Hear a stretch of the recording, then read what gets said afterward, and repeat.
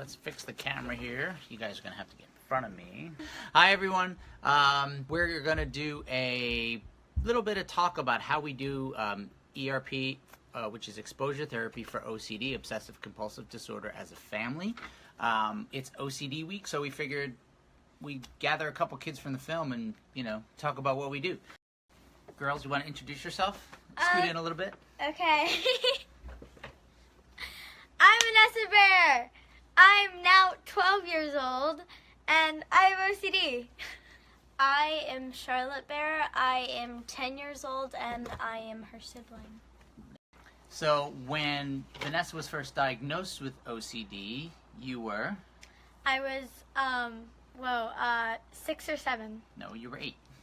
What? No, it was the summer. Yeah. Oh, I was 8. Yeah, you were 8. And how old were you? She was 8. I was 6. You were 6, right. And it was a very hard summer, right? So just to kind of lay the groundwork a little bit, if everybody can hear me, throw a comment or something. Feel free to share this with anybody that's following you. It would be great. We are just, like I said, getting started for OCD week. Okay. Hey, Des, how are you? So obsessive compulsive disorder, OCD. That's what it is. And Vanessa, do you want to describe, just so we can kind of lay the groundwork for people on what OCD is, because there's a lot of confusion out there, what it is and what it isn't. Vanessa, do you want to describe in your words what you think an obsession is and a compulsion is? Sure. Okay, so an obsession is something that you obsess about. It's something that keeps on popping up into your head, and you can't really control it. And a compulsion is the part where you do something to avoid whatever you're thinking. Or make yourself feel better about it. Yes. So compulsions are sometimes called rituals, and obsessions are, the thing that constantly is going on in your brain. Sometimes they are something like a physical thing that you're fixated on, or sometimes can be a mental thing that you're just you're focused on. There are a lot of different types of OCD, and people can have different worries at the same time. Some could be more mental or like an intrusive thought. Another could be something more physical, like you're afraid of something in the real world. The main way, the most effective treatment for OCD and how it's handled, especially in kids, is called exposure and response prevention therapy, ERP. Woo! Vanessa, you want to explain kind of what an exposure is? An exposure is a challenge that you give yourself to help yourself. And so, like, if I'm afraid of a picture on the wall, then I would have to go near it so that I get over the worry of the picture. Right. Do you have a different, anything you want to add to that, Char? Could I give an example? Sure. Vanessa used to be afraid of these trees because she saw them one day and there was an orange bottle on it. Do you want to explain? Here.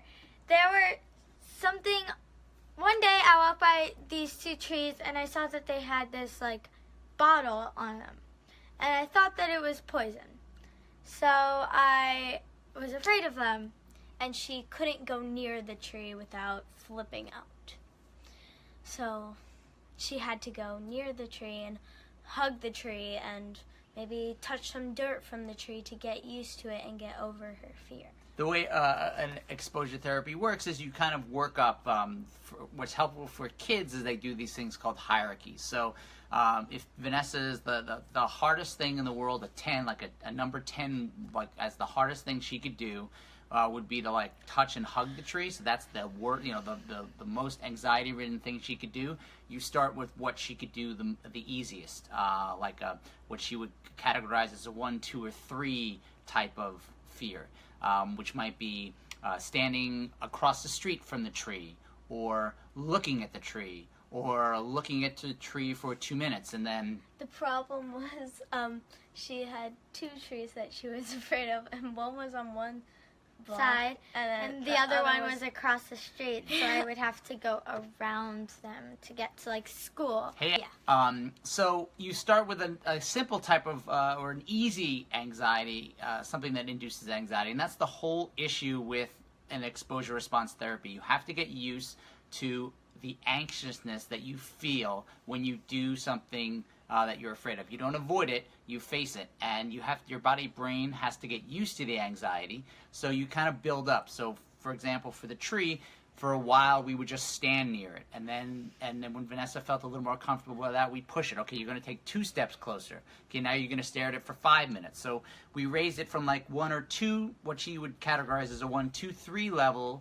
to maybe a 4, 5, and 6, and then we got harder. It was like touching the dirt on the tree, or hugging the tree at the end, and we did this every single Climbing day. So I wanted to actually start with the girls, because when OCD first came into our family and we had no idea what it was, it really affected Charlotte a lot. And do you girls remember anything that you used to, you kind of used to do to help? Do you remember? Because Vanessa hid it for a while.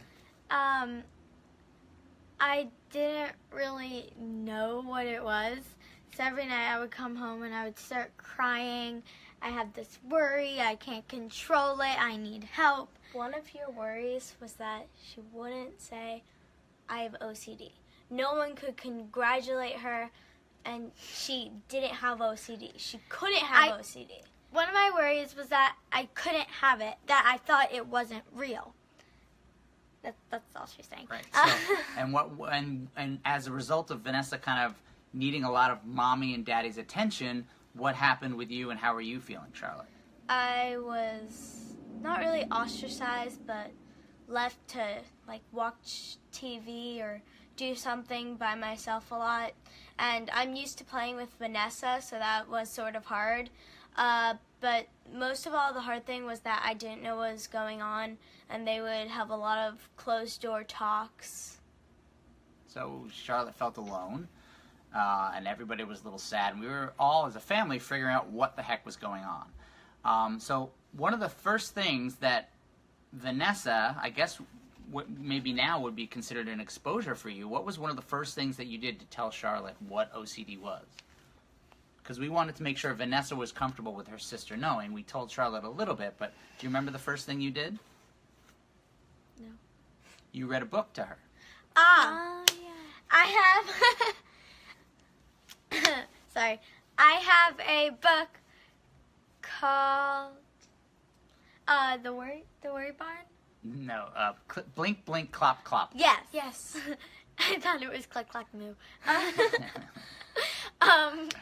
But I didn't want to say that. So I read it to her, and I basically explained to her that I had what all these animals on the farm had, and I couldn't control it. She couldn't be the horse, I'm pretty sure. The Yeah. horse was trying to help the animals. It's confusing. But she wasn't so... I'm not sure she completely understood it, but I think she got it after a while. Yeah. But there was other stuff we did. Like, she came to my therapist with me. Because I was afraid of her for a while.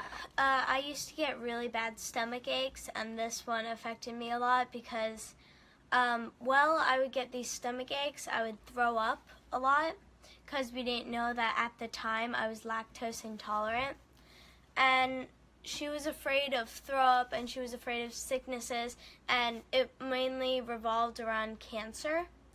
And so she used to be afraid of me, and she used to have to sleep in my bed, drink out of my water, and do stuff. And for a while, she wouldn't talk to me or get away from me as much as possible. Right, so one of the things that is not uncommon with a lot of people with OCD is that a sibling or a parent is what you would say is a trigger to bring on a worry or compulsion. And Charlotte sometimes having a stomach ache.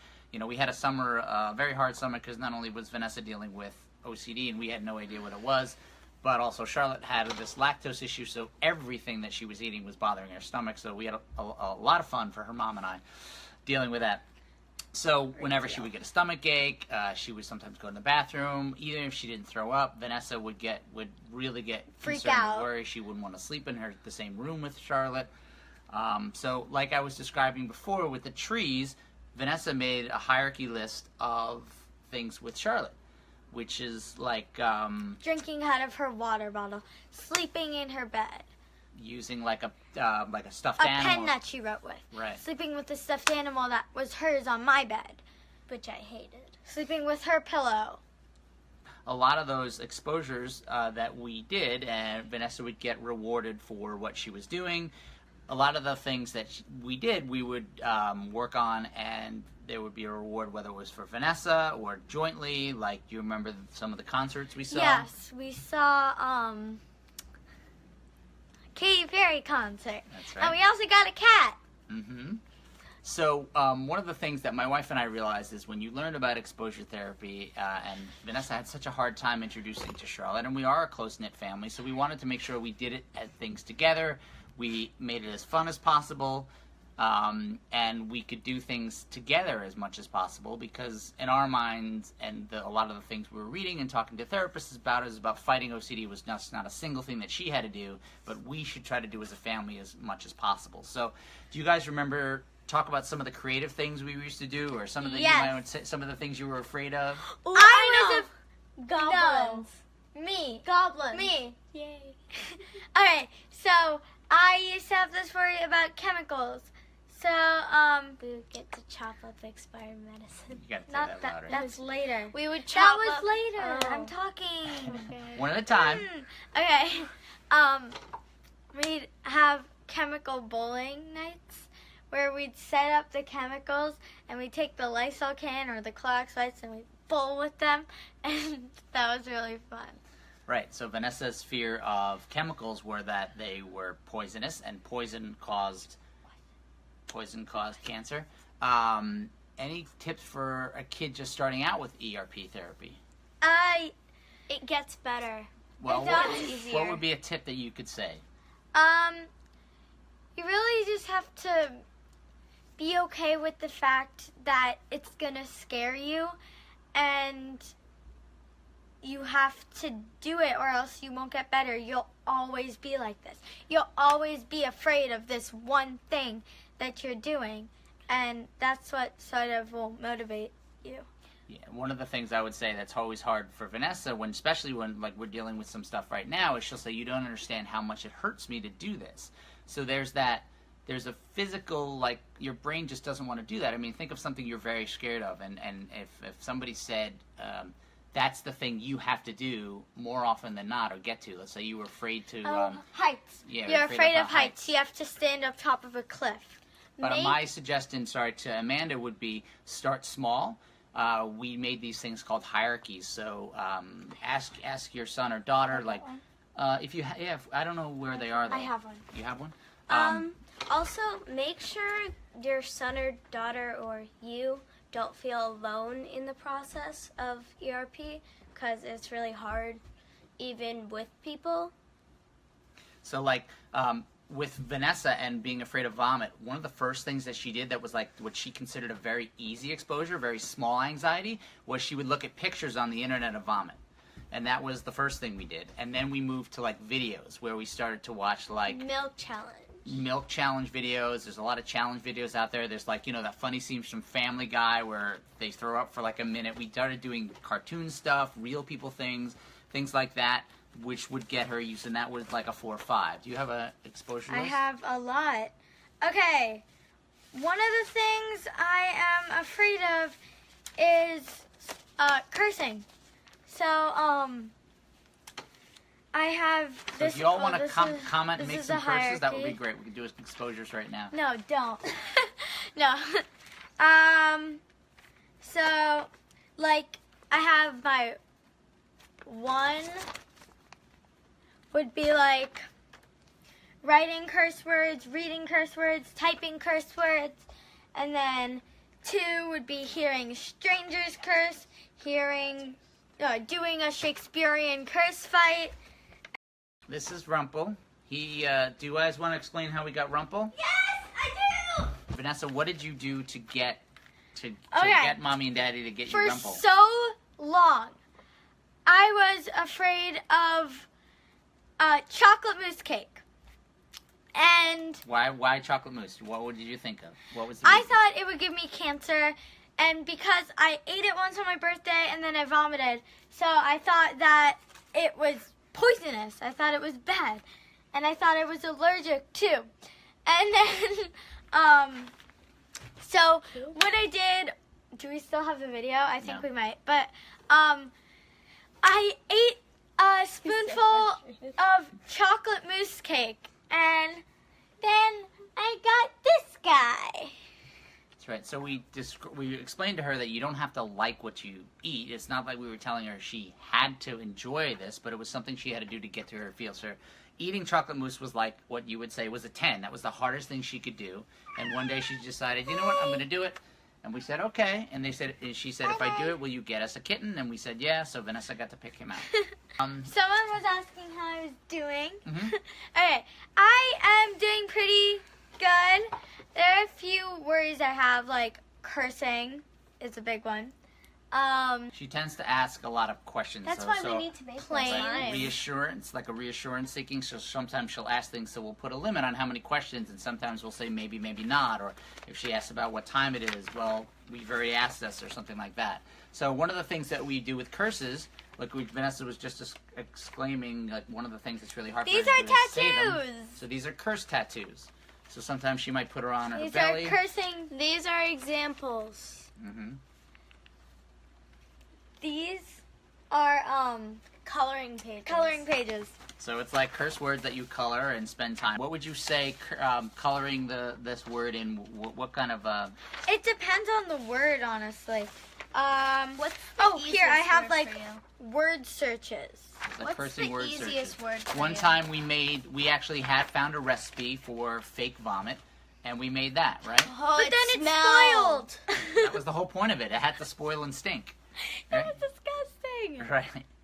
Yeah, Cammie, I know those coloring books. It was like it's an adult coloring book, but you never know what you can use them for. Once it was very weird, and I was having a bad stomach ache, and I threw up, and my dad took a video of me, so it was very awkward. Yeah, it wasn't always easy for her, right? What were some other creative things we did for exposure therapy? Oh, Okay. this is not really creative, but when she was afraid of chocolate mousse, I love chocolate mousse, so I would eat it, and it was really fun for me. Right, so the exposure was she had to watch her eat something that she was afraid of. I have another one. And then why? And then it was mentally it was showing that just because you eat something, it's not going to cause you to get sick, get allergic, and throw up. So there's a reason for that, and it does seem a little harsh, but the whole point is you can't run away from your fears. You know, one of the major goal of doing ERP and exposure therapy is that you are pushing yourself and you do it as much as possible and you do the exposures all the time. Like we do cursing in our family every day as an exposure because you have to face the fears. It comes before Vanessa's homework. It comes before play dates. We do it as much as possible because she has to get used to that anxiety, realize that just because she does it or looks at something that she's scared of doesn't mean it'll happen. Hold the We truth. have a good question. What's that? How had OCD impacted your school? Okay, for a while I did not tell anybody about my OCD at school. I don't particularly have any OCD worries that acquire to school particularly, but honestly, I have little things like if we're talking about a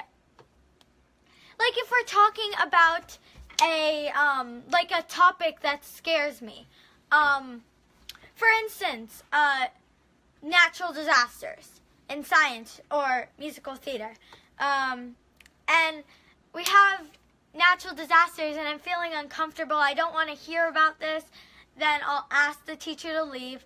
And usually my parents will go in for a conference and they'll tell them like, listen, she has this OCD thing, and so anytime she just asks to leave the room under a circumstance like that, just let her.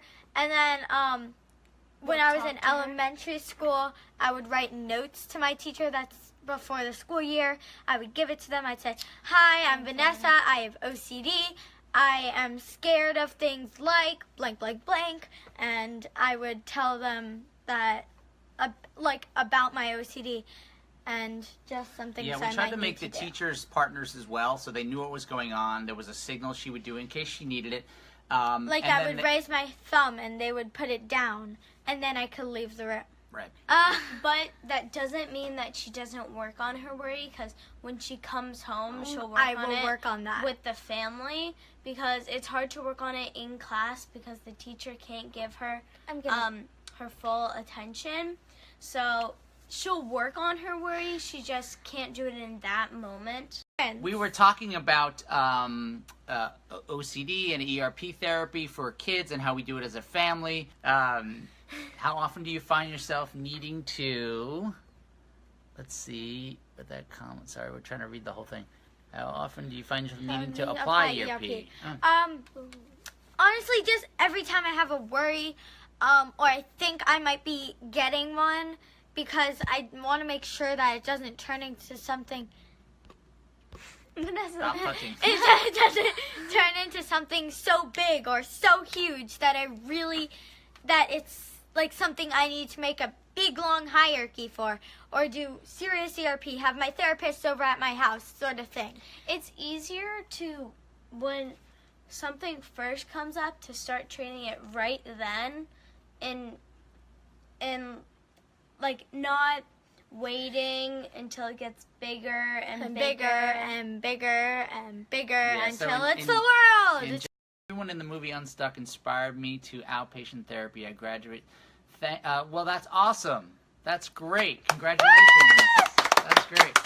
Yeah, and now you have the tools. Hopefully, like Vanessa has. There's still times that are hard.